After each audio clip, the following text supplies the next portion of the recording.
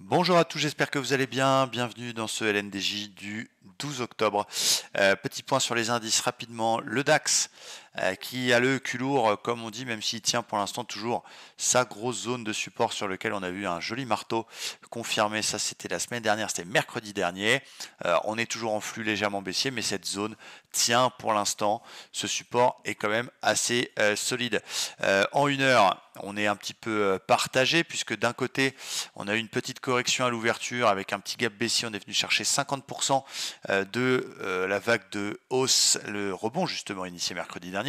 Je surveillais, même si entre-temps ça a changé, le niveau 61.8 qui en cas de cassure m'aurait fait déclencher un short pour aller chercher de nouveau les 14 800. Là, il se passe un petit peu l'inverse, c'est-à-dire que dans cette zone de support daily 15 070, on rebondit assez fort. Bon, on est venu combler le gap du jour, faire même un nouveau plus haut.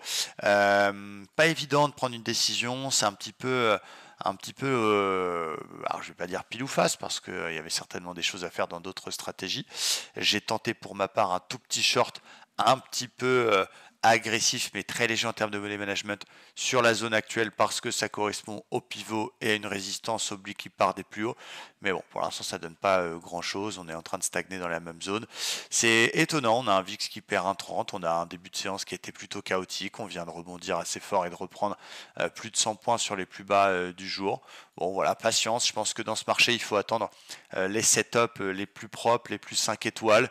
Il n'y a pas vraiment de gros signal sur lequel tu te dis waouh putain je peux pas laisser passer ça. Donc voilà, je patiente tranquillement. Du côté du DAX, la grande question qu'on se pose, c'est est-ce que cette zone support va finir par lâcher à force d'être testée, est-ce qu'elle va finir par casser? Et à ce moment-là, ça craint puisqu'il n'y a pas de gros niveau important avant 14 000, ou est-ce qu'au contraire, il va vraiment y avoir un rebond extrêmement violent là-dessus? À voir. Patience, les amis. Notons quand même que pour les plus sélectifs d'entre vous, il y a, alors, voilà, encore une fois, c'est pas la plus jolie, mais il y a une espèce d'épaule, tête-épaule, un peu tordax à travailler en 4 heures. Passons au Dow Jones qui lui pareil, c'est un peu la même situation. C'est-à-dire qu'on a eu le support qui a bien tenu la semaine dernière, les 33 700, sur lequel on a fait un joli rebond de plus de 1000 points, un espèce de double bottom à surveiller, mais en même temps une ligne de coup qui correspond à une résistance pour l'instant qui passe pas. Ça range, c'est le yo-yo.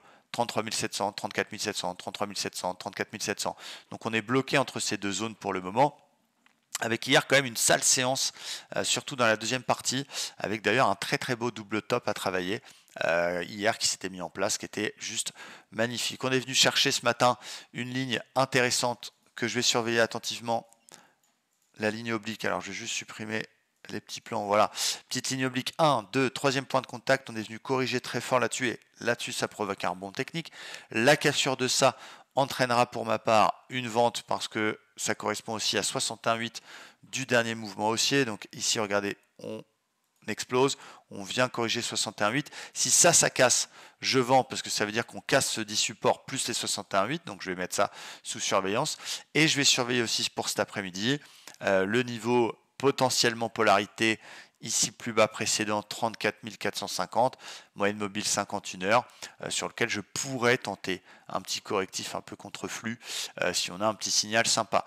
Si on repasse au-dessus de ce bazar, eh bien je pourrais payer, faire des petits achats pour aller rechercher les fameux 33 700. Donc marché pas évident, un peu technique, même si voilà, c'est un peu du 50-50, il y a certainement plein d'autres choses à faire dans d'autres stratégies. Mais quand on utilise le chartisme, on voit que pour l'instant on tient le support, on tente de rebondir, mais on est bloqué par la résistance.